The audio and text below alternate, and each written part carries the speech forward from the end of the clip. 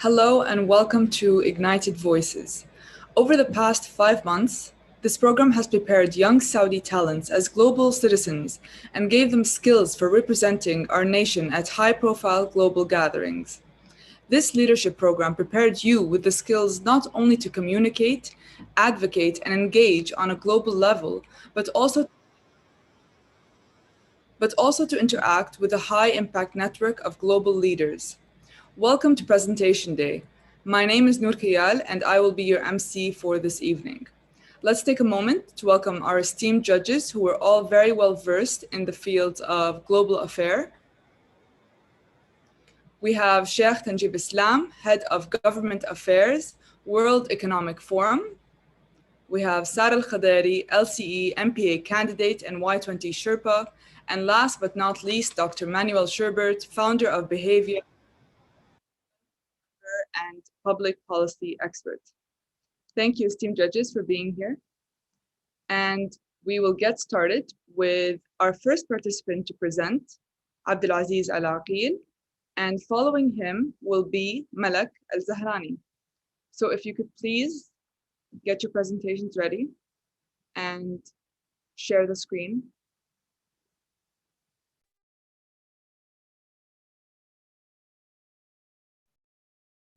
Hello, everyone. Can you hear me? Can you see my presentation? Yes, go ahead. Awesome. So first of all, my name is Abdulaziz Al Aqil. Today's talk will be about the innovation and who killed the innovation. So for beginning, let's start with Ahmed's story. So Ahmed is a young kid in the 5th grade in the elementary school. Ahmed is a kid who known for creativity and coming up with more creative idea. However, on his academic, he is usually medium to low on his grades. So at the same time, everyone knows that he's talented and he's gifted, but unfortunately, he is not, his talented not represented on his academic side too. So you can also see his father next to him, and his father know his talent, his son talent, and he fighted for him. And he want to present his talent to everyone. He went to Mohiba, to other institutions to show his son talent. Unfortunately, they rejected him because his low grade. And usually, if you don't have high grade, usually you will not, seen as talented person. So this is an issue for his father too. So he wanted to find a solution. He wanted to fight for his son and for his talent. So what he did, he heard that there is like a greedy investors in the town, and he wanted to meet with him and to see if this guy could invest in his son. And he went and he met with this investor, and that investor saw his son talent, and he wanted to invest with him. But as I said, he was greedy, so he asked for high, percentage in terms if anything came up in the future. His father had no other solutions. He agreed on that plan. And growing up, and the talent grew up with Ahmed, and at the end, Ahmed won a Nobel Prize, and he became an non-entrepreneurship in physics science. And at the same time, the greedy investors made his investment well at the end, and he made a lot of money. Ahmed's story, not a new story. We have seen a lot in the past of brilliant people who made a lot of innovation. However, they had low grade in their academics. So we can see here Thomas Edison, Albert Einstein, Michael Faraday, and Louis Pasteur, all of them known in their field, and they made a lot of brilliant things for the humanity. But what is the main issue? Why they are not good at their academics? And why still till this day we have problem with the school education system, where when they are mixing between the academic achievement and the talent and the gifted. This is one of the problems that we've been suffering in many countries. And the other side of the problem is there's no metrics that identify the talented people if they are not good at their academics. And this is one of the issues that we can see in many people who are talented, but unfortunately they haven't won. What would happen to Ahmed, to Albert Einstein, to other people if no one invests in them? And how many are there in our community who their talent killed because no one invested and no one saw their talent because of our education system? I think many of you know the Global Innovation Index. This is a known index, been for many years. Mainly, it is an annual ranking of countries for their capacity and success in the innovation. This index has over 80 measurement and indicators to sorting countries from the political environment, education, infrastructure, knowledge creation, and many other indicators. The Saudi Arabia in the Vision 2030 wanted to be at the top 10 in the 2030. And we've seen from the last years, we've been declining in the ranking. And this is a serious problem we need to focus on in the upcoming years. So the Saudi Arabia invested a lot on a lot of areas like to improve and boosting the innovation in businesses, entrepreneurship, human capital, and infrastructure, and other initiatives and programs that you can see here. But my focus here today mainly on the Ahmed and his generation of the innovation in the education. So we need, because they are the future and the fuel for innovation in the future. So this is one of the areas that we need to focus on. The other areas already, there is a lot of program who discussed how to go with it moving forward. But focusing on just the education side, I think we need to focus on Ahmed and how to improve the opportunity for them in the future. So I came up with a small framework that I think if we adopt similar framework for our education system, this could help in identifying the key talented people in our education system and also link them with the investors. We have a lot of great investors. That's why we need a governance in between to have more of standards, policies, and procedures, rules, and regulation, so we could identify from early age and adopt them and work with them to grow their talent in the future. So just let me end with this message mainly to family. My message mainly to family is we need to focus on encouraging everyone, encouraging your young children. It's the time to answer all their questions, even if they ask 100 questions per day.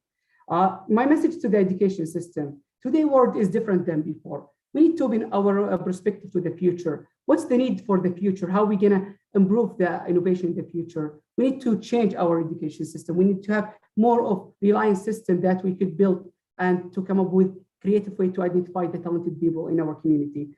Finally, my message to the investors, fresh and smart ideas coming from young generation. If you invest high in those generation, you will get high at the end. Thank you so much. Thank you, Abdulaziz. Judges, would you like to ask questions? Well done, Abdulaziz, on such an inspiring presentation. I liked how you started with the story and the sort of symbolization of Ahmed into the previous geniuses that have won the Nobel Prize. And then you brought in the numbers and the suggestions. And I like the dedicated messages that you had in the end to the specific sort of audience groups that you had in mind. If you were to select one group that you think is the most important in order to fulfill this sort of innovation and education target that you would want, which group would that be? Thank you, Sarah, for your question. Mainly, if I want to target just one, I would focus on the education system. My younger brother suffered from the same thing. He was creative, but he was not that good at his academic, and he suffered. But with the support of my family, he reached to a point, but not the point that we thought that he would be at. So mainly to create an environment, because education system is a big one. So we need to have more teachers that look for innovation, and we need to look other areas in the education system. So mainly those would be my primary target. If I may. Thank you so much, Abdulaziz. I fully echo Sarah's comments. Wonderful start with Ahmed and his father and the complexities and problems they face. You really got me with this one. I still would like to ask a question or add maybe a comment. Actually, two. Number one, the framework that you mentioned. Can you tell me a bit more about it? Because what you have shown on that slide, of course, contains key elements of a framework, but still fill it with a little bit of life, maybe. And number two, you spoke about identification at an early stage. How would you envisage this to happen? What should we focus on? How can teachers identify young talents, maybe at age 10 or 12 or 8? What do you think about that? Thank you. Thank you, Dr. Manuel, for your question. So just to make sure the framework is clear. So mainly I'm focusing, now we have a good student and creative student, and we have investors. They cannot meet, and there is like a lot of boundaries between them. So I'm focusing on Ministry of Education, if they could come up with an umbrella to link those together, and maybe they can make money out of it, of these ideas, if went to life. So even it's like from business perspectives, it could be something applicable. On the other side, your second question, which is more related to how to come up, make it live, and to identifying those talented. This is, I think, would be a big program and project to work on. But just starting with the idea in the beginning and identifying the needs and what is the necessary improvement in terms of teachers, in terms of school system, and in terms of the entire education curriculums and other such things that will be part of this innovation. I think this could help in the future, in the upcoming 5 years, in reaching that Vision 2030 and being in the top 10 of the ranking. Thank you so much, Abdulaziz. It was a really fascinating presentation, and I also echo what Sarah and Manuel had to say. If you are stepping into the shoes of the Minister of Education today, what is that one change?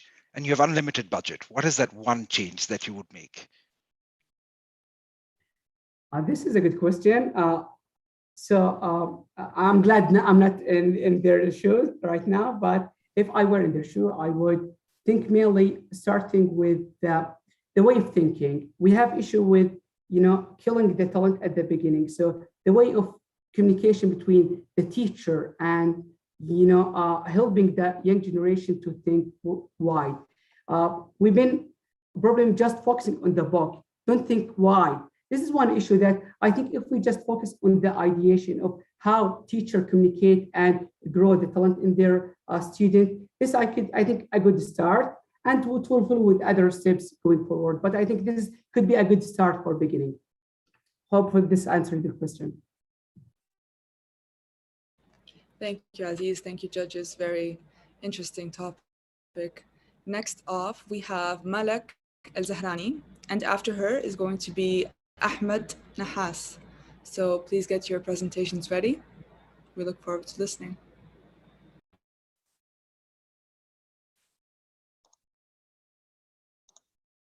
Okay, let me share my screen. Can everyone see my presentation? Yes, thank you. Okay. All right. Hello, ladies and gentlemen. I am delighted to be with you today. My name is Malak Al-Zahrani, and today I will be speaking about embracing change. Now, as we may all know and agree that COVID-19 changed our lives, and most of us have to learn how to live with it and adapt it into our lifestyle. But some people couldn't accept and still question its existence and even resist taking the vaccine. Some people don't like change and tend to resist it. Some people don't want to change what they've been used to for too long. But wise people know the value of embracing change. Now, the pandemic is changing our lives, and we're talking about big changes that we have no control over. It's important to change in order to grow. However, some people are rigid and do not want to change. Most of them are the don't rock the boat type. And that's not because they don't want to grow, but because it's easier for them. And it's a fact that the more you keep doing what you are good at, the harder it is to change and start doing something differently.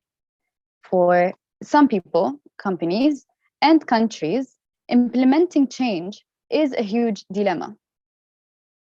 On a personal level, for example, when I graduated from high school, I decided to travel and study abroad and learn a third language. That was a huge change in my life.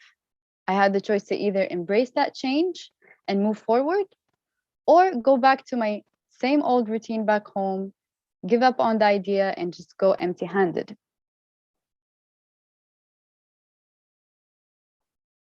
So I was a very shy person back in high school. but coming to Japan have helped me become more social. I was also influenced by my father, who is an accomplished public speaker.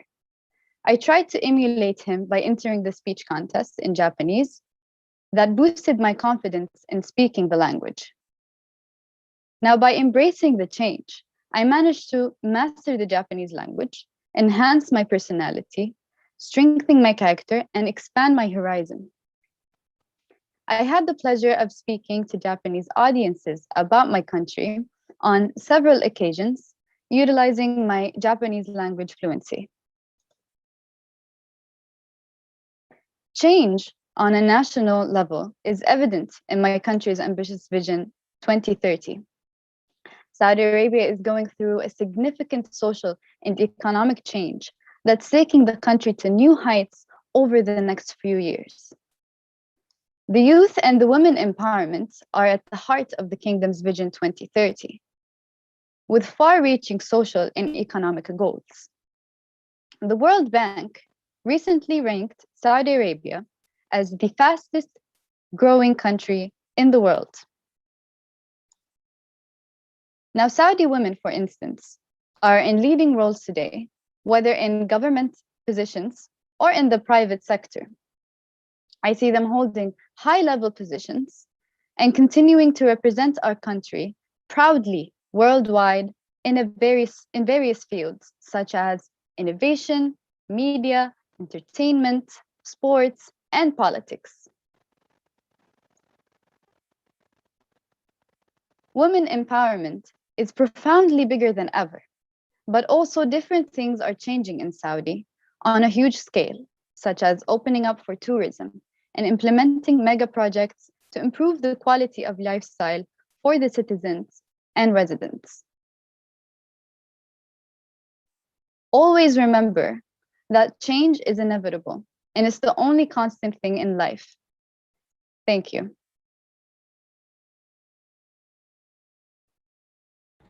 Wonderful. Thank you, Malak. Would anyone like to go first with questions, judges? Super amazing. Go ahead, please. No, go for it, Brandon. You beat me to it. Super impressed, Malak. Amazing how you mastered Japanese. Really impressive.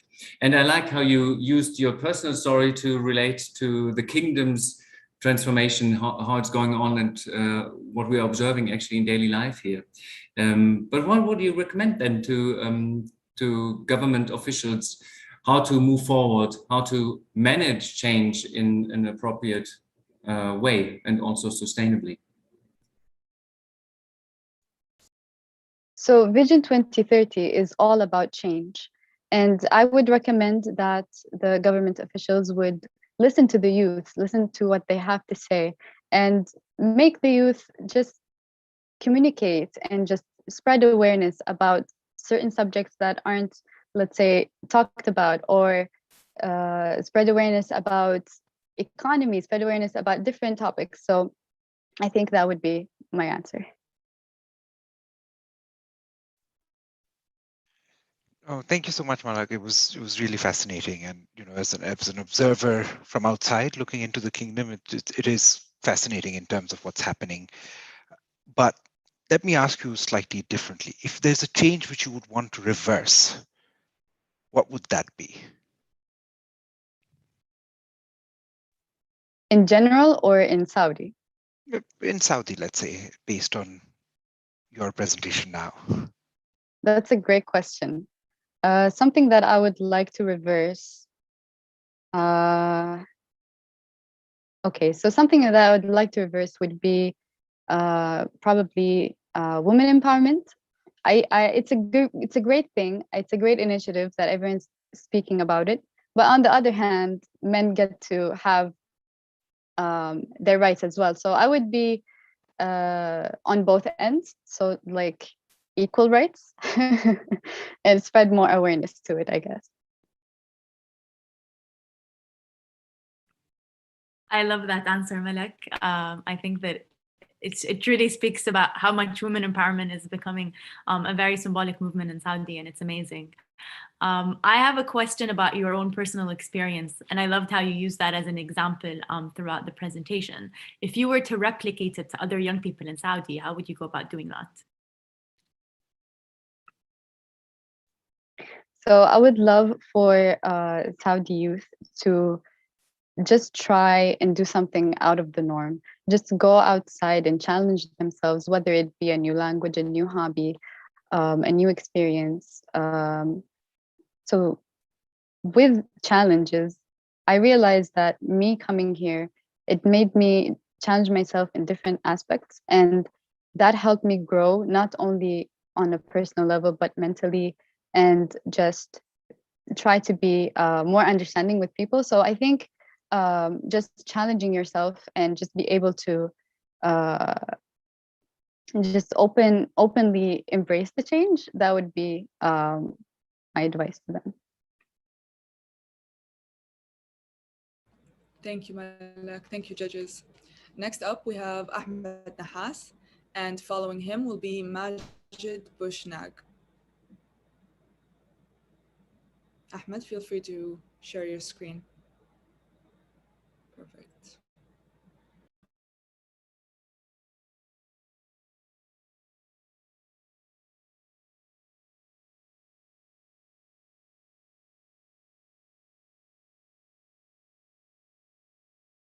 People fear the unknown. People fear what they don't fully comprehend. What lies beyond that fear can be a threat, but it might just be a blessing in disguise. In this day and age, that stigma is artificial intelligence. By giving a computer a set of eyes, it can learn to interpret the scene, or even change it. As you just saw, AI can be frightening. It's giving rise to examples like this where it's really easy to create fake news, accelerate hacking, or even give rise to digital terrorism. And many people find this worrisome. In fact, 64% of people as of 2019 have an uncertain or negative view of artificial intelligence. And this is due to many different reasons. But what if I were to tell you that AI won't cause all of these negative consequences? What if AI will actually change our lives for the better? Well, from my humble experience, I can confidently tell you that AI will be the next big leap, and it will truly impact how we live our lives. And I'll show you how and why in just a few minutes. But first, let me tell you a story and take a flashback to 3 years ago. When I was 16, I went to an awareness event when I met a really bright child named Yasser. I was soon extremely saddened to find that Yasser was actually blind. What I found extremely infuriating was the fact that the only thing Yasser and others like him used was a white cane or a stick to help them navigate through complete darkness. Imagine how much that would hold you back. With all of the developments in science and technology, how wasn't there a better solution? It's as if we've left them behind, and I find this extremely unfair. Now, to give you a sense of what that might feel like, imagine if you were to walk down this road. This is what we see. This is what Yasser might see. And this is how much a stick would actually help. Imagine all of the dangers in front of him, whether it be static or moving objects, cars, people, and much more. The question is, what if Yasser could actually see the fence to the left of him, the people in front of him? What's more, what if Yasser could see the smallest of details, like locate and read all of the signs above him? Well, that's not possible using artificial intelligence. My name is Ahmed Nahas, and for the past 3 years, my team and I have been working to take that from concept to reality. What AI has allowed us to do is not only tell Yasser where people or cars or simple objects are, but to take a scene and convert it into sound, allowing them to see through sound or vibration. Now, when we went to test it with Yasser and his friends at the school, the smiles we saw were more than enough to push us forward with the project. To see how much this would impact their daily lives, and to see how much AI can be promising, and the fact that it will change their lives made me smile. But that was only a proof of concept. Since then, we've developed 3 more prototypes. What I'll show you now on the screen is another team in Russia who had a very similar idea. What they were able to do is allow a blind person to see their cup of coffee, play pool, or even drive a motorcycle unassisted. And this is truly changing how they live their lives. What you see on the screen is unfortunately not gaining enough traction, but what's currently available in the market starts at $3,000 plus. And this makes it truly inaccessible to many people. Fortunately, what AI has allowed our team to do is not only develop a more helpful solution than what you see on the screen, but to also reduce the cost, to make it as low as an estimated of $30, making it accessible to all. And this supports our goal of changing as many lives as possible. But AI is not only helping people like Yasser with blindness, it's helping many people all over the globe and changing their lives. In the medical industry, it's helping people with mind-controlled bionic arms, or even detecting brain tumors, which are almost impossible to detect using the naked eye. It's also disrupting many different industries. Now, it will disrupt every single industry, and it's only a question of when. But the most important point here is that for the first time in history, we aren't adapting to technology. Technology is adapting to us. And this is truly revolutionary. Many countries haven't still realized this potential, but Saudi Arabia has it as one of its priorities. As part of Vision 2030, our goal is to enable Saudi Arabia and to establish it as a global hub for data and artificial intelligence. Since establishing that goal, we've seen some drastic changes, whether that be a fully autonomous bus system at KAUST University, or applications such as Tawakkalna and more that tremendously helped stop or control the spread of COVID here in Saudi. However, whilst we're on great track, this goal is very challenging. One of the main factors that's stopping us from reaching that goal is the fact that most people fear the dangers of AI more than they realize the benefits. And this is really stalling its development. So what's the solution? The solution is to integrate AI into our daily lives as much as possible in order to show people its true colors, remove the barriers, and allow it to accelerate its development and integration into society. So when it comes to Saudi Arabia has set that path, and now it's up to us as its citizens to help it reach that goal.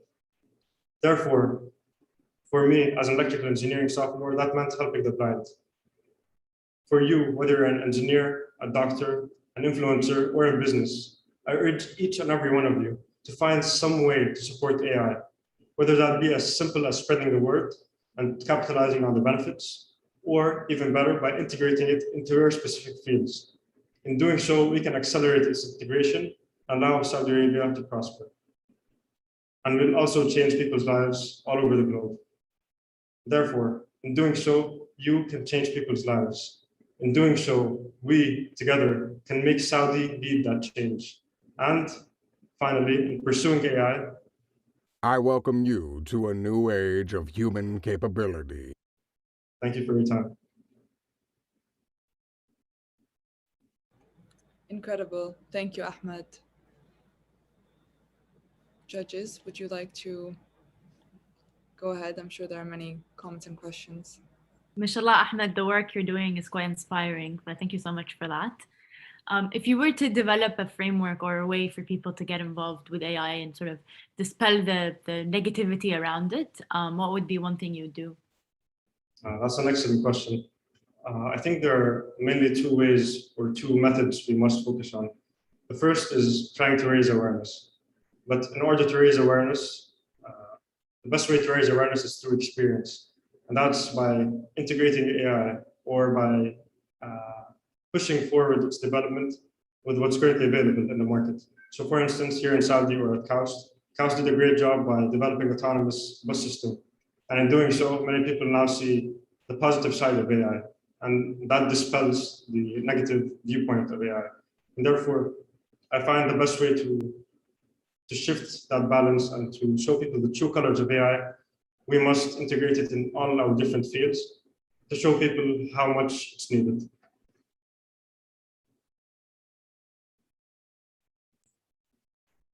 So impressed, super amazing. Definitely, you have impacted my view on AI with your presentation today. Thank you for that. Still, from a European Union perspective, you are fully on board with what you presented today. They also seek to increase what we call societal acceptance, and this is a bit one of my fields. So what we, even though the policy objective is out there, what we still face difficulties with when it comes to people's acceptance is, number one, of course, the big topic biases. And I think you mentioned this on the first slide briefly when it comes to the problems. And the second one is to how to attribute responsibility in a world where we permanently engage with an AI-enabled technology. Who's then the bad guy if something happens? Is it the person programmer? Is it the other entity who, I don't know, produced it? Or is it me, the user? What is your view on that? So that's an excellent question. Of course, it's crucial to first put regulations for AI. With any technology, there's a good side and a bad side, and AI is no different. But the good news is that with any poison comes an antidote. And for instance, with the deepfake or Morgan Freeman, whilst it was very shockingly very easy to create that, the good news is that there's also technology to find this deepfakes and making it really trivial to find whether it's actually real or fake. So the first is technology will actually solve that problem, and the second is regulations must be put forth. But then the first step in that process is to first show people the good side in order to balance that scale and put forward some good regulations for both sides. Thank you, Ahmed. And that's a great segue into my question. So I work within this field. I'm not an engineer, but more on the regulation side. And we actually have a center in Saudi on the fourth industrial revolution with CAST as well. Now, regulation is something which we want to work on, right? But how do you, in the field of AI and with most of these emerging technologies, application tends to come before regulation. How do you govern, in your opinion, under those circumstances where you can't regulate it in a very traditional way like trade policy? So I would love to hear your views on that as well. Yeah, I'm really glad you asked that question because I have one extra slide that I haven't shared to answer that question. So this is Moore's law of diffusion of innovation. So this demonstrates how fast or whether or not technology will actually make it to society and make that change. Now, at the start, there's the innovators, or in this case, there's the researchers who developed AI or so on. Then there's the early adopters. In our case in Saudi Arabia, that's the large-scale companies or the public sectors, such as CAUS, such as Sadaya for artificial intelligence, and so on.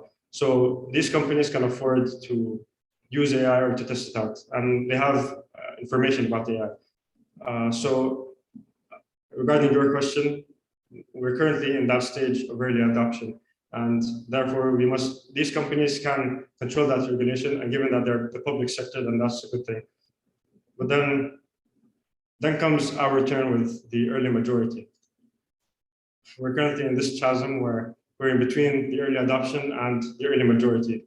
And it's what's our goal, or what's up to us, is to actually adopt technology in the private sector as individuals in order to reach that tipping point and allow it to spread to society on a much faster scale. Now, AI is different in the fact that it will reach that tipping point sometime. It's a question of when. But in terms of your question, these early adopters are the ones who put the regulations. And the good news is most of them who have that power to create that change are the ones in power. So they have their regulations and so on. So that's a good thing. Thank you, Ahmed. That was very informative. Next up, we have Majid Bushnag, and following him will be Amani Al-Khiyami. Please go ahead and share your screen. Good evening, everyone.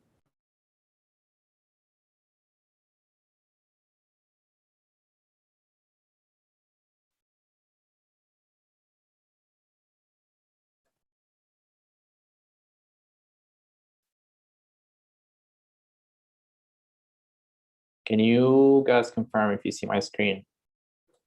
Yes, thank you. Okay. All right, good evening, everyone. My name is Majid. I'm an architect and a designer. I currently work as a consultant for Buro Happold in the project management. I'm from Jeddah, Saudi Arabia, and I've lived and worked in multiple countries, including the US, United Arab Emirates, Turkey, and Italy, and currently in Saudi. So let's get started. So let me take you guys through a quick look about some general statistics about inclusion within the workplace. So as you can see, inclusion does make a difference within the workplace, and it has proven that it boosts the welfare and growth within the workplace. But the point that I'd like to make here is, even though inclusion does make a difference in the workplace, a lot of people don't know, don't recognize its importance on a lot of other areas of life and all of other aspects of life. Inclusion isn't just about within the workplace, but it covers a lot of other areas. So my question is, what if we consider inclusion implemented in all of our life aspects on a city scale level? Would that improve the quality of life for the people? Let me get you through the answer. So according to the World Bank, a lot of people move into cities, and the population is expected to reach 70% by 2050. And that's a lot of people moving into cities. So let's take a step back and define pretty much briefly, what is inclusion? Inclusion is pretty much the idea that everybody should have the same opportunities, equal resources, same facilities, same activities. Everybody should be treated equally. So why am I talking about inclusive cities? Why am I bringing up this subject? Inclusive cities is pretty much the component, the combination of cities and inclusion. It's the idea that you combine both of these together to value all people and their needs and contributions equally. All right, so how can we implement this? Inclusive cities, in other words, is pretty much saying everybody counts, everyone counts. So how can we make these inclusive cities happen? We focus on four main things: education, infrastructure, housing, and the workplace. These are areas can play a huge factor toward creating those inclusive cities. Today, I will be focusing on 2 points, which are the education and the infrastructure. So education, which I believe is the very first step in anything you'd like to create or to build. So education, why is education is the first important step? Because that's the solid foundation. That's where you need to educate the young kids, to transplant that solid foundation, the people to understand what is inclusion, first of all, before moving on with the other factors. So how can we implement education? Education can be implemented in three main points that I'd like to highlight here. First of all, you enhance the inclusive classrooms.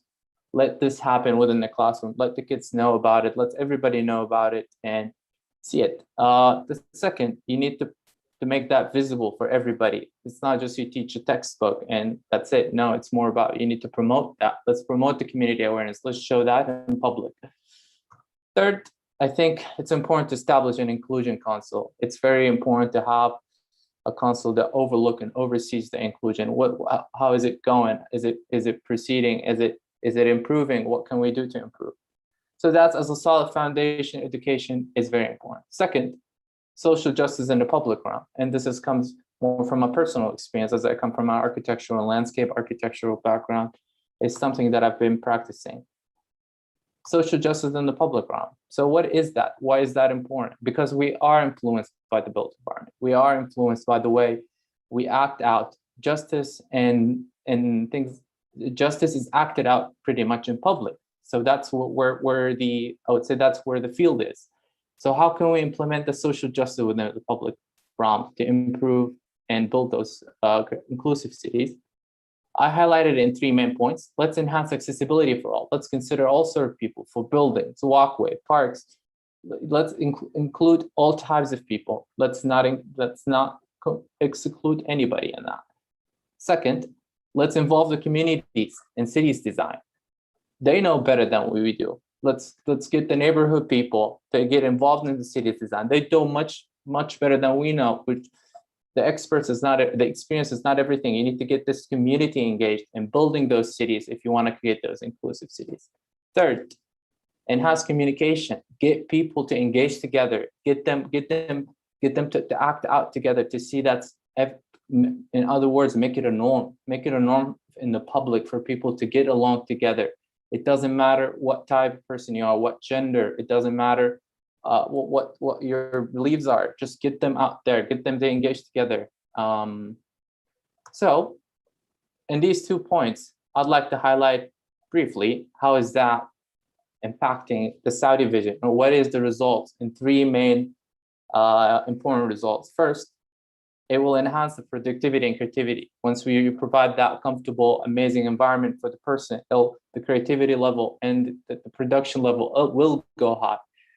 Second, improve the quality of life for diverse people. You're improving the quality of life for everyone. You're not focusing on one criteria, one type. Third, improve the city resilience and growth pace. You're no longer relying on 1 or 2. You're relying on a whole city. You've got a team with you. So what are we waiting for? That's my question always. Okay, we know these things. Let's take actions. So in 3 main points, let's educate, let's plan, and let's implement. As simple as it sounds, I know, but that's the action. Let's take actions. And thank you.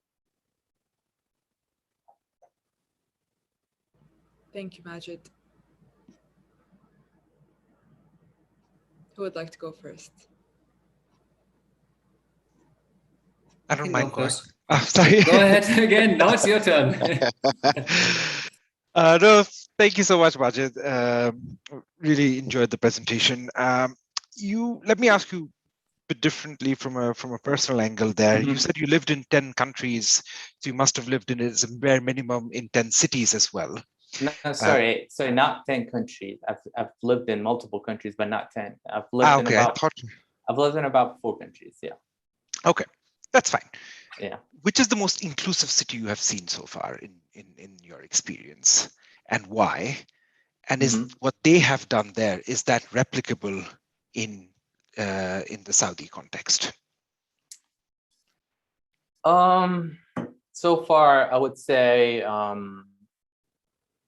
my answer is there hasn't been a whole inclusive city. I think it's pretty complicated to define one city and say that's the most inclusive city, because I think it varies between a city or another. I think one city might value gender more than another city. Some city might not have that focus of for example, on disabled people than others.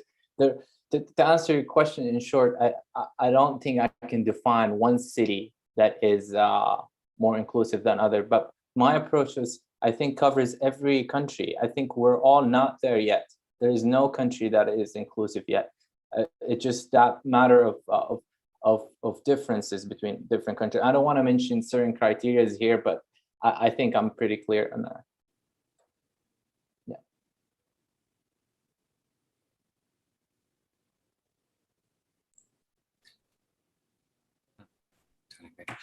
Thank you so much. Really impressive, and hooked me up.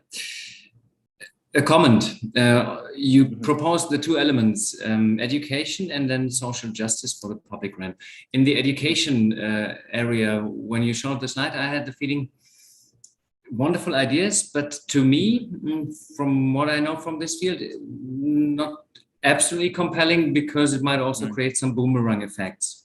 I think the aspiration, the objective is nice, but maybe you can revisit this section to make it a bit stronger and also relate a bit to the persuasion techniques that are out there, and how to, and you had this in the second part, in the social justice part, how to create a new social norm within society. This is something maybe you might look into.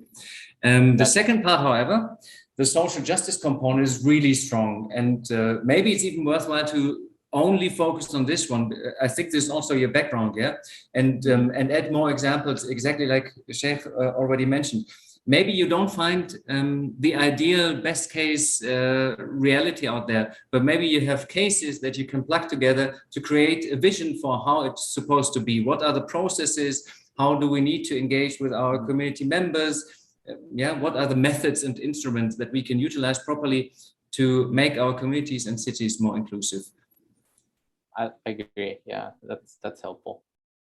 Gotcha. Thanks. That was a really great presentation in terms of the topic. I think it's very timely as we're looking to redesign cities and how we live post the pandemic. I wanted to ask you what would be like an actionable thing that you would want, or an ask from the audience that you would want after hearing this presentation. Like I mentioned in the presentation, but Dr. Manuel just commented on the education part. Honestly, I do still believe that education is essence. I would encourage everyone to go educate themselves and start with that for now. Get as much information as you can about what inclusion is, pretty much. Because again, I think there's a misconception, especially I would say within our country, about what inclusion should be. Inclusion is not just about gender, inclusion about a lot of things. And I think this is very important to point out here, is just to understand, I would say, yes, education. Let's educate yourself, get yourself more broad about what inclusion is. Thank you. Yes, awareness seems to be an umbrella theme. Wonderful. Next, we have Amani Al-Khiyami, and following Amani is going to be Wassam Al-Harbi. Go ahead, Amani. Thank you. I have to say thank you to Majid for giving me this opportunity, for laying down the ground for me. So hello, good morning, and good afternoon to everyone who's watching, and to our esteemed judges. I want to tell you a story. So when I graduated from high school, when I was 18, I went with my grandmother to the Holy Mosque in Mecca. Something of a tradition that my grandmother and I used to do every year during Ramadan. This is my grandmother, by the way. I remember one particular day on Ramadan day 23rd, we're walking outside the gates of the mosque in the pavilion, looking for a spot to pray. As we were walking outside, a frail and old woman stopped me. This woman, dressed in white from head to toe, barely standing on her shaky feet, she stopped me and asked me a question that I will never forget. She asked me, if I walked past the marble arches, will I see the Kaaba inside? Now, you see, I looked at her very puzzled. It was a very strange question for me, who was born and raised in Mecca. And without a thought, I said, yes, of course. The lady asked again, and I said, are you sure? And I said, yeah, just go inside and you'll see it. The old lady fell on the floor and started sobbing and saying, God, I have finally made it. My dream came true. My name is Amani Al-Khiyami, and I'm the head delegate for the Saudi delegation to the Y20 for this year. And I currently work at the United Nations. I'm here to tell you how this story inspired me to dedicate my career to community engagement, empowerment, and inclusion. This story represents many lessons to me, which I reflect on it often, and I take it with me every day. The first lesson that I learned is recognize your privilege. It's very important for all of us to recognize our own privileges, be it big or small, and see where we have strength that could be utilized to elevate the weaknesses and vulnerabilities of others in need. The second lesson was knowledge is power. It is vital to acknowledge the power of knowledge that we already possess, and how it can be the source of power of salvation to other people in need, while continuing to expand our knowledge on ways we can support others. We need to internalize and acknowledge that sometimes we are living in our current realities the impossible dreams of thousands and hundreds of people around the world. Thus, lesson number 3, dream the impossible dream. You never know where it might take you. Let yourself dream of saving the world. Why not? Because even if you don't reach the moon, at least you'll catch some stars. And the lesson number 4, be brave and look beyond what is possible. Sometimes we don't let ourselves experience success due to our own fear of what is unknown. In this case, this lady's fear of what lies behind the marble arches. So be brave and inspire those around you to go for the impossible. The lady made me think about what was, what is, and what could be in my life and the lives of those living in my community. She made me think about what are the active roles that I can play and I can take to help the world, be it stopping to answer questions, providing guidance, or sometimes taking the hands of those who are in need and usher them to a world where possibilities exist. Maybe connect and bridge the gaps between those who have and those who have not, between what the world is and what the world could be if we only stop more to ask and help. Fortunately, in the final communique of the Y20 group on inclusion this year, we were able to include enhancing accessibility to quality education, empowerment to people with disability and most vulnerable groups, engagement with for underrepresented groups in leadership, and providing accessibility to mental health resources, something we are desperately in need, particularly because of COVID-19. To name a few. My plea now and today to world leaders, policymakers, and everyone who can hear this is that we as young people and global citizens are always striving to be there for each other, working together to elevate world hunger and all the way to empowering each other at all levels of the spectrum. And we need all of society approach. Prophet Muhammad, peace be upon him, says, love for your fellow person as you love for yourself. This requires self-love first, and second, when we apply the lesson from the Prophet's life himself and the story that I shared, we can think more about why is it so important to let others know how big the world is and what opportunities and resources are available outside of our small bubbles for equal and equitable world. And I really want to leave you with this. We are all in the journey of self-discovery and self-knowledge.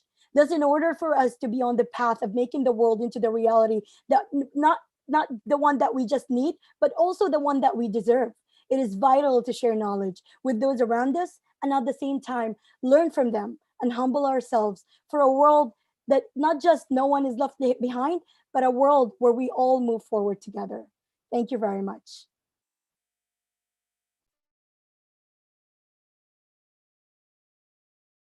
Wonderful. Thank you so much, Amani.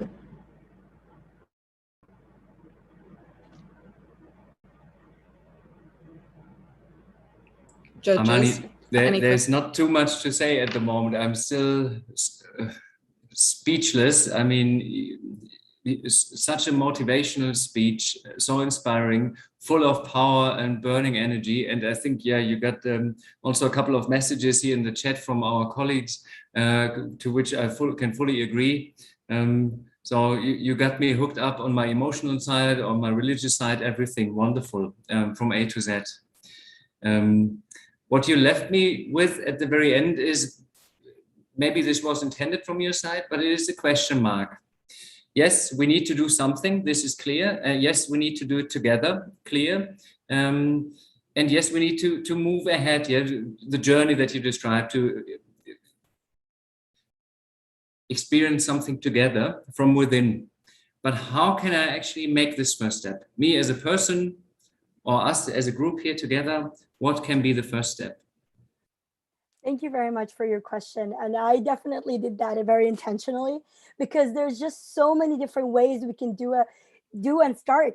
I think from all of the wonderful presentations that my other colleagues shared, I think the first step is knowledge. And that's why I put it up there, is knowledge is power. Educating our own self is our first step to creating an inclusive society. Once we put ourselves in these small bubbles that kind of segregate us and creates an us versus them mentality, the more we cannot really engage fully with the world. So education really is power. And I think I put those steps in there. The second step, it's not necessarily in order, but recognizing your privilege. You know, this is something that I think about a lot. I come from a very small community and I've achieved a lot. And through my own work, I look back and I look where the people that I left and where I am right now. And I think a lot, the difference between us has truly been the fact that I've recognized that I have certain skills and certain powers that can take me further, but other people were happy where they were, and that is fine if that makes you happy. But sometimes we really need to push ourselves beyond our comfort zones and our bubbles and step into a world where, again, possibilities exist. I hope that answers the question.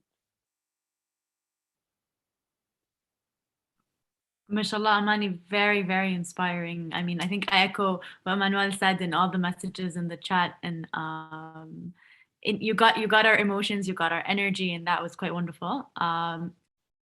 Given that you were part of the Y20 process, which just ended recently, and you've had that interaction with delegates from the other 19 representatives as part of that group, what is your one sort of personal recommendation that you would make after that experience to young people? Thank you, Sarah, for that wonderful question. I think I just learned so much throughout the experience. I was very inspired how one simple word such as inclusion would spring up a lot of different interpretation in 19 different people. And I talked specifically about in the inclusion group, but if we expand it to the 60 other participants, everybody had their own definition. And I think the one way moving forward, and as an advice, I would say, is that try to step outside of what you know to be true and be willing to learn from others. And again, this is what I mentioned in my presentation, is humble yourself by the knowledge of what other can bring and enrich you. And that expansion really helps you not just grow in the Y20, but also grow as a person. And I think if that was one message I can provide, that's really what I learned from this entire process. And I hope other people can learn as well. Thank you so much, Amani. And you know, the funny thing is, each time I was writing down a question for you, I think you had answered it, thanks to maybe what Sarah and Manuel were asking you. But from my end, I think it was very inspiring presentation. It was a very reflective journey in a way when I listened to you. But there was something which you mentioned in Manuel's answer to his question on stepping out of your comfort zone. Can you give us maybe one example from your personal life, or maybe over the last couple of months, where you have stepped out of your comfort zone? And what was that like from that experience? Yeah, thank you very much, Sheikh, for that very important question. And I think I have many moments. I think every day I step out of my comfort zone in a way that I don't really expect. And I think one particular example, which might sound contrary to how my personality is showing right now. So I work at the United Nations in the Office of Counterterrorism. And I actually started about a couple of years ago where I had very little knowledge about this field, particularly on preventing and countering violent extremism through strategic communications.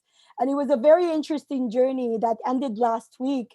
Or more like it, where I kind of went 360 last week, where I was able to brief the heads of security agencies in Saudi Arabia about my work in preventing violent extremism. And I think that was a huge opportunity where I think at this point, I don't have a bubble. I cannot get outside more of my comfort zone. And I think it was such a teaching opportunity, is that you can always learn, you can always develop, and there's always ways where you can also be really, really, again, humbled by how much you can find out about your own self and about all the different aspects of life. So I hope that answers the question, but again, many, many different examples. And thank you very much. Wonderful. I am really loving the energy in this group. So next up we have Hussam Al-Harbi, and following him is going to be Khulud Al-Dabbal.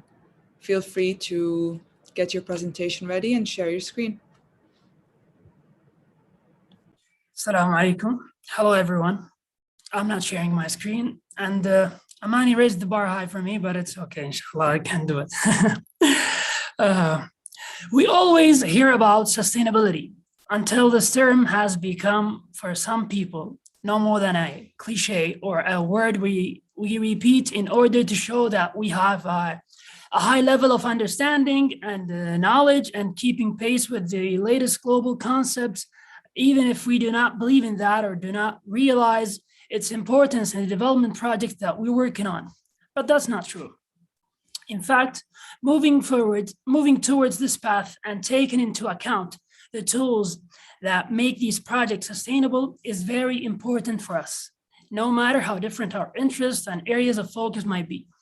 Sustainability means that our projects that we're working on have a long-term social impact, an impact that goes beyond the direct beneficiary or the current stage or even the short term, as looking in this way towards what we're working on helps to constantly think about our future and the future of our children, and as well as other creatures that live with us in this planet. Sometimes depends on the project that occupies our focus and scope of our work. I worked over the years on a number of development projects that the people who are behind it are trying to create a sustainable impact. For example, my work with the King Khalid Foundation, as well as with Tasami for Social Entrepreneurship, was focused on supporting and developing projects aimed at enabling more people to receive advanced education and training opportunities that may contribute to changing the lives of the beneficiaries and increase their chances of obtaining jobs, obtaining jobs, or help them obtain better jobs than the jobs they already have. In addition to projects that those in charge of them are working on trying to develop the healthcare services that are provided to them, especially for people with low income who are unable to bear the high cost of treatment in some private hospitals, or those who are trying to find solutions to help the chronically ill.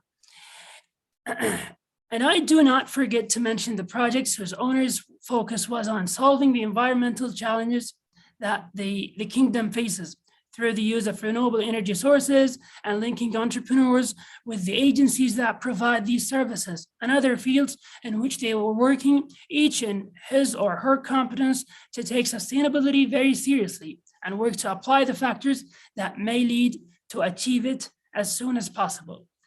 This trend by individual is consistent with the kingdom's serious efforts to implement the Sustainable Development Goals set by the United Nations in 2015 with 17 goals. As this becomes evident, we're looking at the goals of Vision 2030, which takes these goals into account and designs its program and plans in alignment with it. For example, the percentage of people over 15 years of age practicing sports have increased 22% more than in 2016. And it falls under goal number 3, which focuses on good health and well-being. The kingdom also advanced 5 times in its rank in the in Global Competitiveness Index to become in the 36th place. And in the first place in the world in reforms related to working women. And this can be included under goal number 8, which is economic growth. Also, in addition to goal number 10, which is reducing inequalities and other examples. And this should make each individual of us enthusiastic and optimistic and wants to play his or her part in order to achieve these goals, which will undoubtedly improve the quality of life of individuals here. Just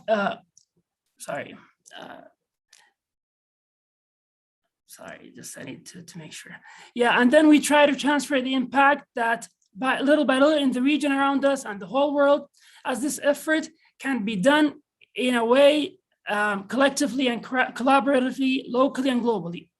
My experience last year with the V20 group, which is one of the G20 groups, was enriching and an eye-opener to the importance of working with people from different parts of the world to solve these global challenges and benefit from the experience of different countries in dealing with them in the best possible way, as the attempt was continuous in providing sustainable solutions, such as suggesting amending some policies or improving the approaches some of these countries deal with different issues they're suffering from, or urging them to reduce temporary solutions in dealing with important and major issues such as unemployment, gender equality, and promoting diversity.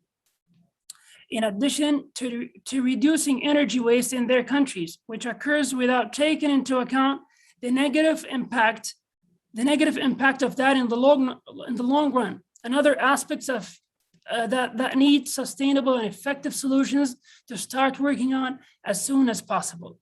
I call on governments to work side by side by the companies, the nonprofit organizations, and the activists in these fields to achieve these goals.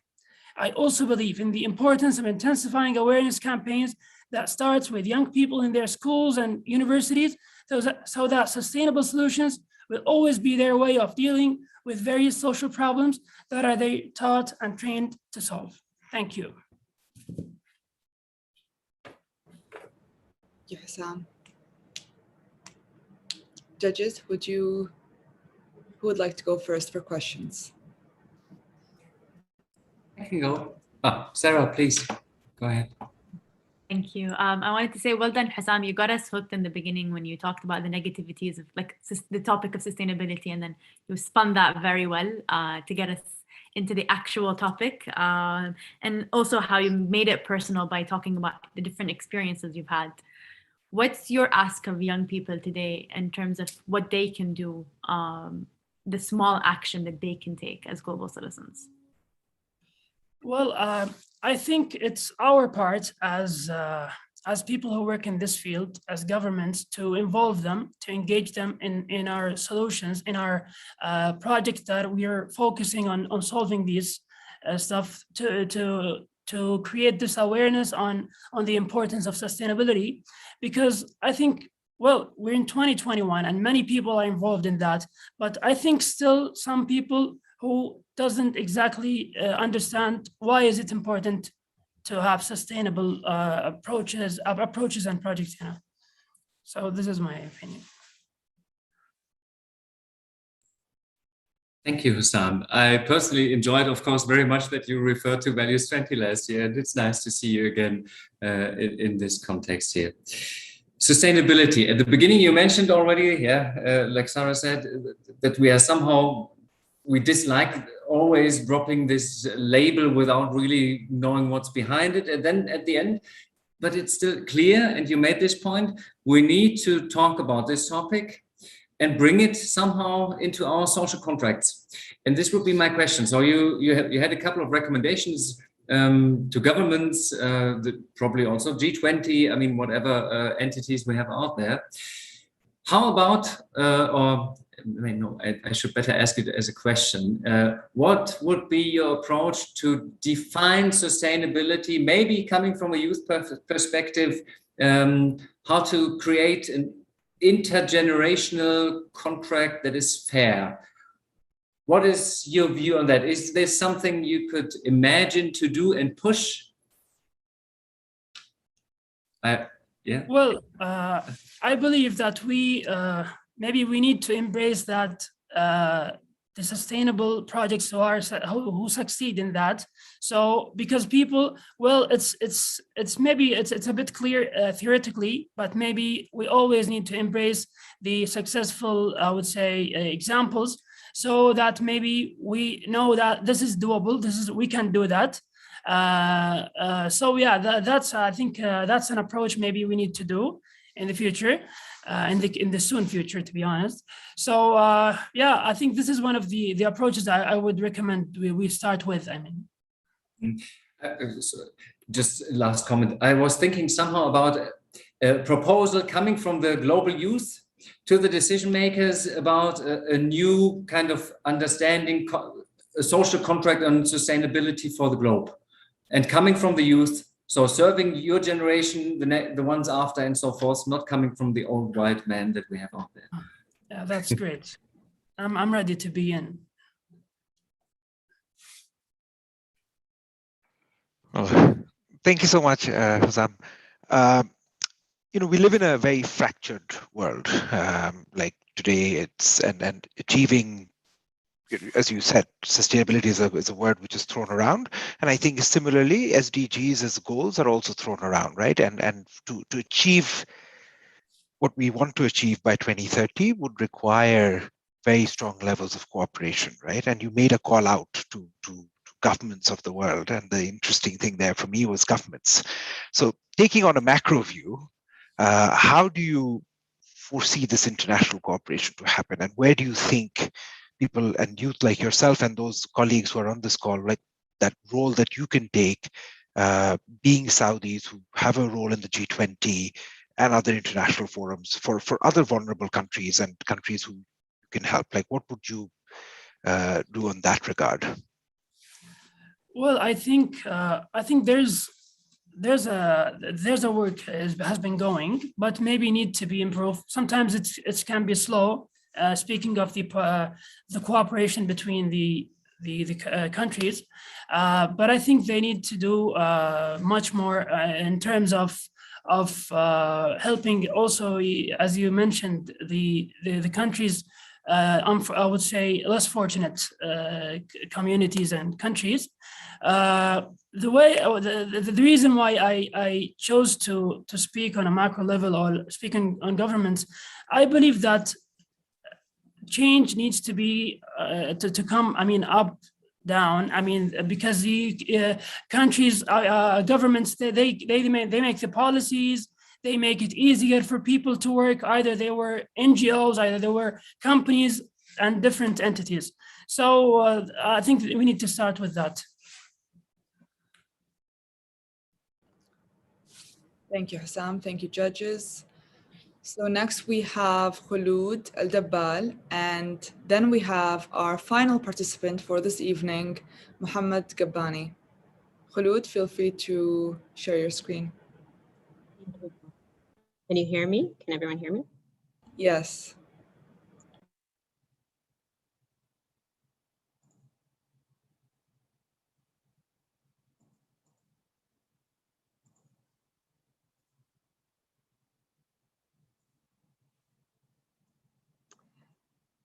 Good morning from my side. Good afternoon and good evening, depending where you are. My name is Khulud Al-Dabbal, and today I'll be talking about the future of work. Let me start with a personal anecdote. Since my teenage years, I've always been passionate about health and well-being. When I was in college, my dream was to become a nutritionist, coaching people to achieve healthy lifestyles and goals. Although I ended up choosing a very different career track, my interest in health remains strong to this day. And today I have my own nutritionist, whom I trust very much and have seen tremendous results with. We've developed a very strong and close relationship, as my nutritionist became my personal trainer, my coach, my health support system, tracking and managing my progress with accurate metrics. And I thought it would be a good idea to introduce her to you today. Ladies and gentlemen, please meet my nutritionist. It's a health app. My childhood dream job is today a very user-friendly app that I pay a minimal charge for, which grants me access to it 24/7, 365 days a year, with great results too.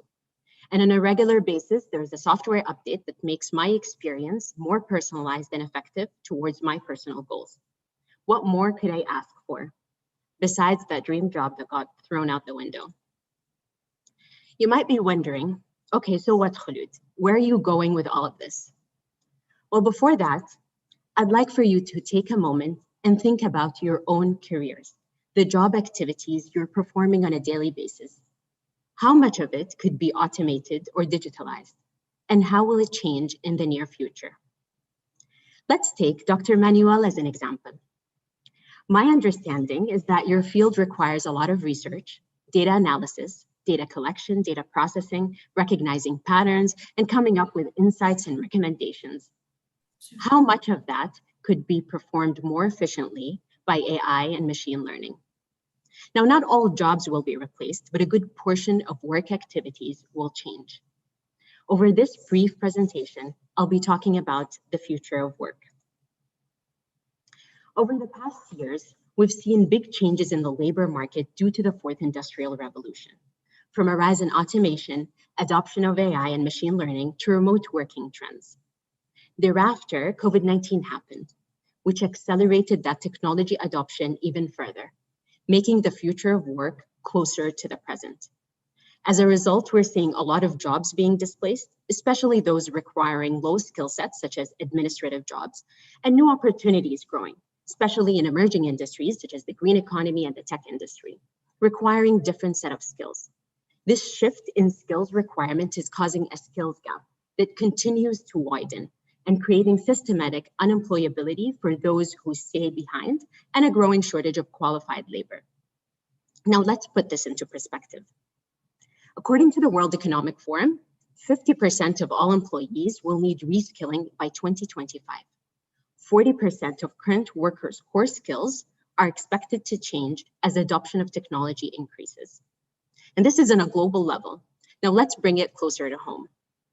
In the Middle East, 45% of existing work activities in the labor market can be automated today. This translates into 370 billion in wage incomes, and 21 million FTEs are associated with activities which are already technically automatable today. And just to note here that this data is pre-COVID, this is from 2018, so the numbers are probably higher now. Therefore, I'm proposing to develop targeted upskilling, reskilling, and lifelong learning programs, emphasizing both hard and soft skills with measurable results, leading to opportunities and sustainable job placements. To achieve this, we could leverage technology, data, and algorithms to map out the future skill sets required by the labor market, as well as existing skills and how to optimize for productivity, adaptability, and job sustainability.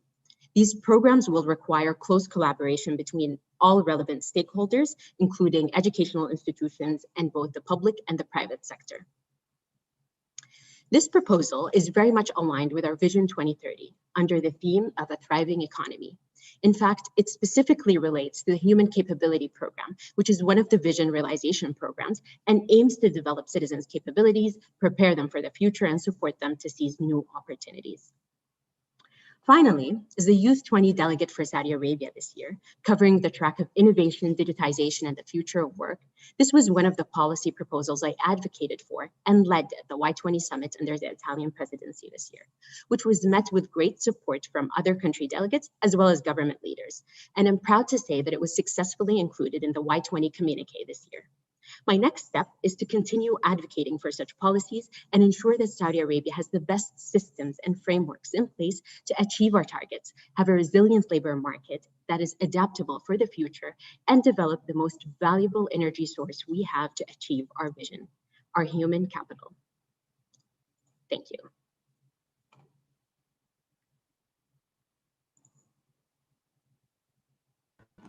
Wonderful. Thank you, Khulud. Who would like to start with the questions?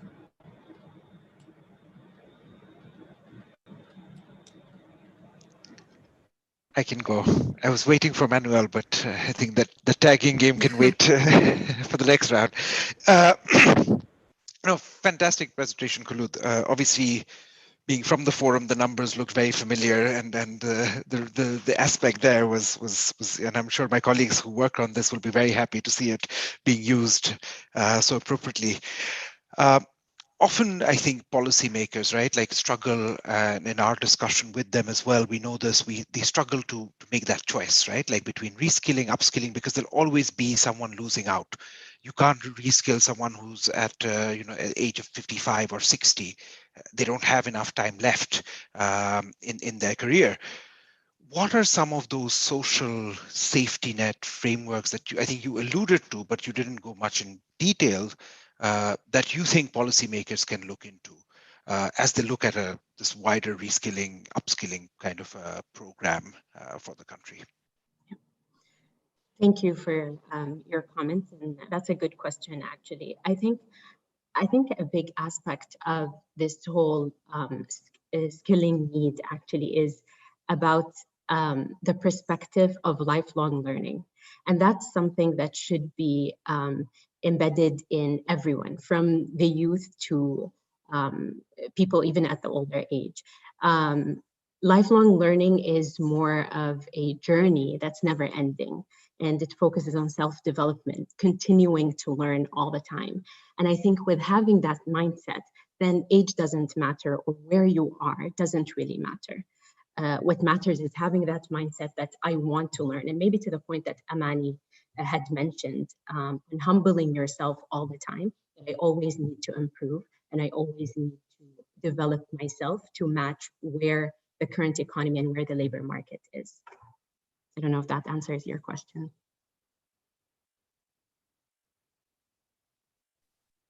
Well, I was hoping you'd go a bit detailed on the framework that you had talked about in your presentation. Oh, yeah, sure. So the framework that I talked about is mainly, I think the main aspect of it is about having measurable results and for it to be targeted. So looking at which areas, who are the target group that's at risk of job displacement, and focusing on that group, on what they currently have and where can we take them to make sure that they transfer or their transfer into a more sustainable jobs.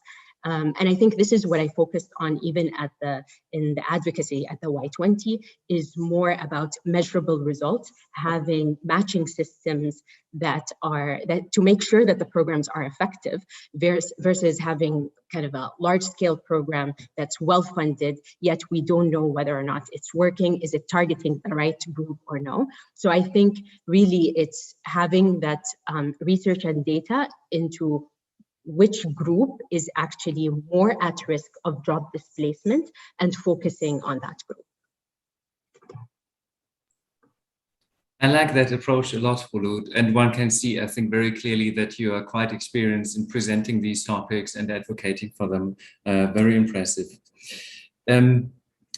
Regarding your proposal, I think we can completely agree that segmentation targeting is probably able to untap synergies, and that's, I think, at the bottom line what you want to achieve, to take out these synergies and yes, bring people back to jobs with a tailored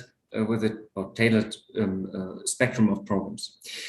And I think AI-enabled technologies could be quite nice there, but the understanding in most countries is, of course, the labor market is a market, so it balances out automatically and incorporates all the information that is needed in order for individuals to take the proper decisions. So somehow you are trying to assist it, which I like, but maybe it's good to consider how to outperform the market, particularly, and this is my question to you, you were talking about the future of work. If you want to bring skills to the people that are relevant for the future, you need to know what kind of skills are needed in the future. And how do you approach this problem? I think this goes to the point that, I think I mentioned close collaboration between all relevant stakeholders.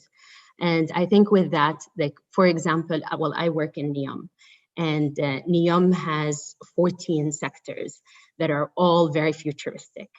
Working with these large corporates to identify what are the skills that we need, what are the jobs that we're going to have, and then working with educational institutions. So kind of having a framework that involves all relevant stakeholders, but making sure that everyone is involved to be able to have a proper map out.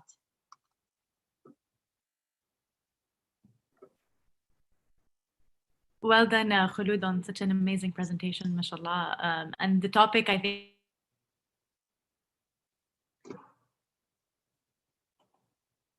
I mentioned that the numbers changed just due to the pandemic. And I think a topic that has also emerged that's quite strongly linked to the future of work is how we work. And so there's that element of how is the work environment changing, and are the skills that we have going to match that? So even for the industries that are not necessarily needing to change for the future, I think there's that strong element and a burden that's not just on the people that need to be reskilled, but also on the businesses that sort of make up that environment. So if you were to look at it from the private sector or the businesses side, what would be the ask there for them? Yeah, that's a good question. I think one big ask is how we measure productivity, and I think this has changed over the past year and over 2 years almost. And I think also identifying, like, I think the kind of skills recognition has to differ. So right now what we do is, okay, this is your degree, this is the job, and most likely, Sarah, you have other skill sets that no one knows about at work that could be actually super useful to any corporate. So I think mapping out, okay, what do our employees have? What are the skills that they have beyond that degree? Not just that educational degree can kind of tell you what it is that you have to do, but more of having a holistic view. And then the other aspect is, what does productivity look like? Especially that the 9-to-5 job is non-existent today with COVID. So I think from the corporate side, having a better view on how we would measure work. Awesome, thank you. Thank you, Khubbu. Thank you, judges. So for our final presenter, we have Mohammed Khabani. Go ahead and share your screen whenever you're ready. Sure.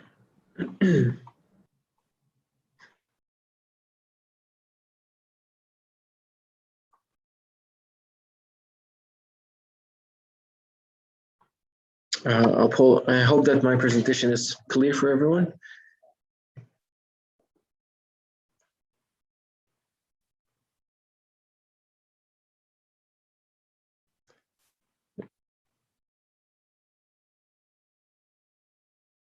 Noor, is the presentation clear? Yes, it's perfect. Cool, okay. Thank you very much, Noor. Well, I would like to use the first 10 seconds of my presentation, and I know that I only have 5 minutes, to thank MISC and all of those who developed and delivered and managed and supervised and participated in this amazing and phenomenal program. Ladies and gentlemen, I want you to imagine that you are a leader with an ambitious vision and transformative vision. I want you to imagine that you want to take your country from where it is today to a more developed and sustainable future. But at the same time, I want you to imagine that you only have half of your human capital to achieve that task. How would you feel? How would you react? And what would you do? My name is Mohammed Khabani, and I'm a strategy and business consultant. And today I will be talking about Vision 2030 and the greatest human rights challenge in our world. In 2018, the UN Secretary General stated that achieving gender equality and empowering women and girls is the unfinished business of our time and the greatest human rights challenge in our world. So what is gender equality? And why am I talking about gender equality in relation to Vision 2030? Gender equality is the equal access to opportunities, resources, and positions at all decision-making levels. Gender equality is also one of the UN Sustainable Development Objectives and Goals. I would like also to talk about 2 studies that emphasize the importance of gender equality. One that was conducted in 2016. It is a global study that included 22,000 firms, and that concluded that just increasing the share of women in the C-suite from 0 to 30% will translate in a positive impact on profit by 15%. Another study that was conducted by the International Labour Organization and included 15,000 firms in 70 countries found, based on those who participated in the survey, that 6 out of 10 believe that gender equality will improve or improved their business, increase the creativity and innovation within their organizations, and also increase the reputation of their organization. So if this is the case, in considering the economic benefit of gender equality, we would assume that it is organically progressing. But unfortunately, that's not the case. So what are the facts?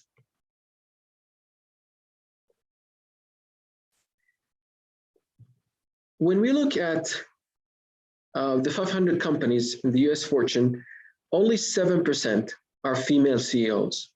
When we look at Saudi Arabia, in the top 50 Saudi companies, only 3% are female senior executives. When we look globally, only 5% are female CEOs. And also when we look globally, only 14% are female senior executives.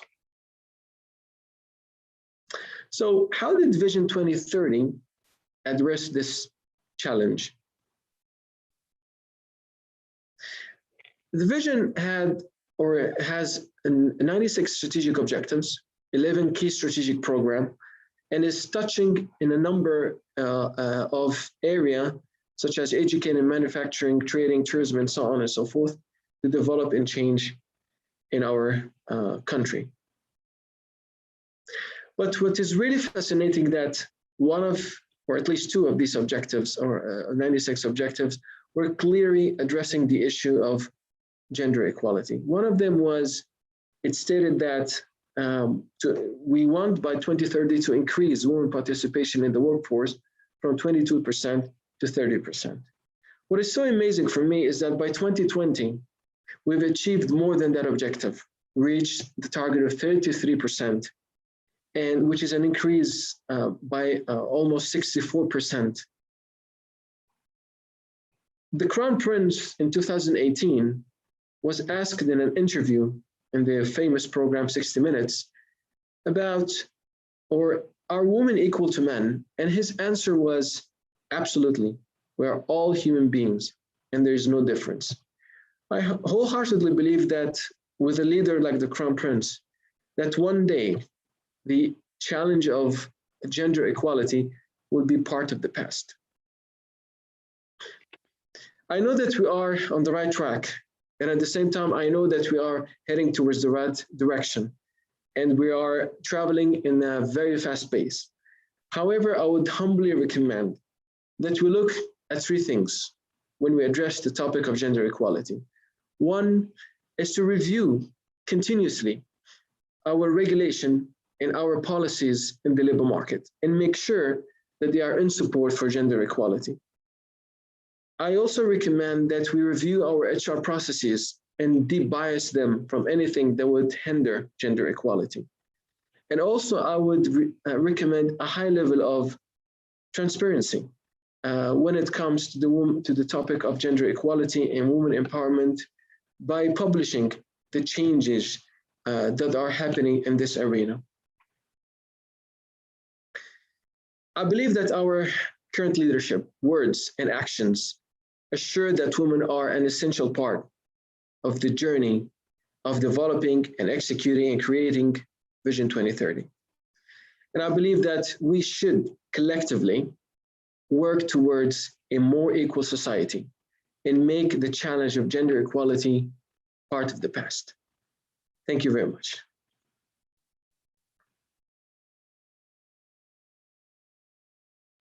Thank you, Mohammed. That was wonderful. Thank you, Noor. Thank you, Mohammed.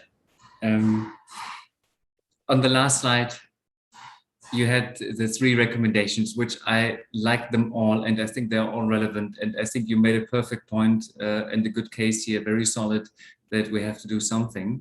You mentioned there de-biasing HR processes, which I think can be quite difficult and challenging. Do you have an example how this could look like, how this could work? Sure. Thank you very much, Dr. Manuel, for the question. I think not only de-biasing HR would be a very challenging thing. All of the recommendations are challenging. The whole topic by itself is extremely challenging, but I think we have to take action. We have to sit down and address the issue in a proper way that would eventually find a solution for it. Now, when we go back to HR, I think the first challenge is to find a custodian to supervise this whole process. And the second thing is to have representatives within the government agencies and also the private agencies that would review these processes on a continuous basis, and maybe having a joint committee that makes sure that all of the changes are implemented and follow up on the implementation of these things. But I think this is the beginning, and I'm sure that when we try to implement such thing, we will find challenges, but I don't think we have a choice. We have to sit down and find a solution for this.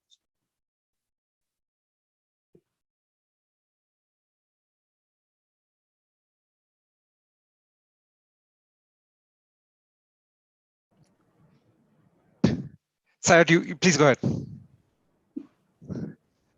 Please go ahead.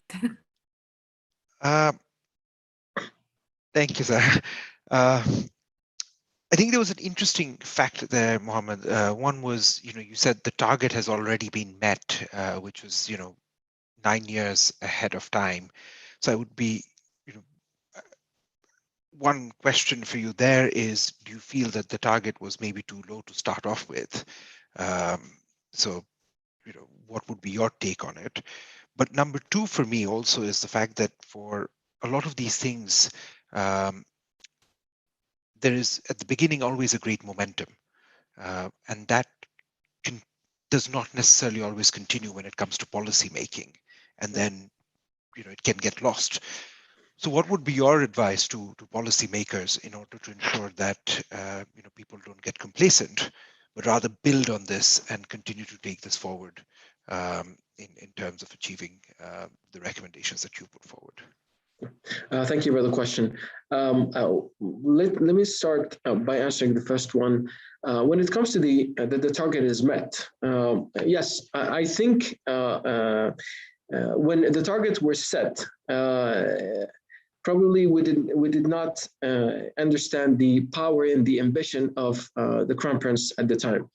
But now I think we have a clear understanding of how fast and how ambitious the Crown Prince is in terms of achieving those targets. I think what should happen now is to not only review the targets, but probably also go into more specific in terms of restructuring those objectives.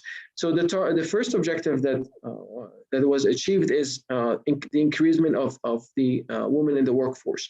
Now I think we should move on to more specific objectives in terms of in which level we're talking about. I mean, we are still suffering in the senior level and the C-suite level and the CEO levels. And this is a fact that we have to admit, and not only in Saudi, it's all over the world. So I think the first step now is to relook at these objectives and come up with objectives that are more concrete and that address those challenges. In terms of policymakers, yes, I agree. Any policy in the world probably will start with a strong momentum, but at the end it will slow down a little bit. I think one of the recommendations was to have an index probably that would measure the development and the changes that are happening in the topic of gender equality. And though this index could be published, and each government entity will have a representation in this index, and then we can have a rank. And this will somehow, first of all, increase what's the word? I forget the word. Increase transparency, and also it will encourage those government agencies to put effort and to continue the momentum.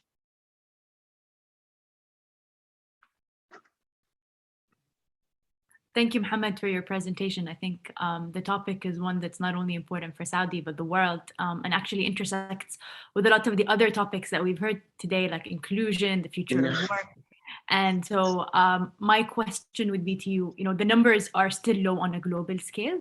How do we make sure when implementing these policies that aim to have sort of gender equality at the forefront, that we're being gender sensitive to ensure that we're not creating more harm than good?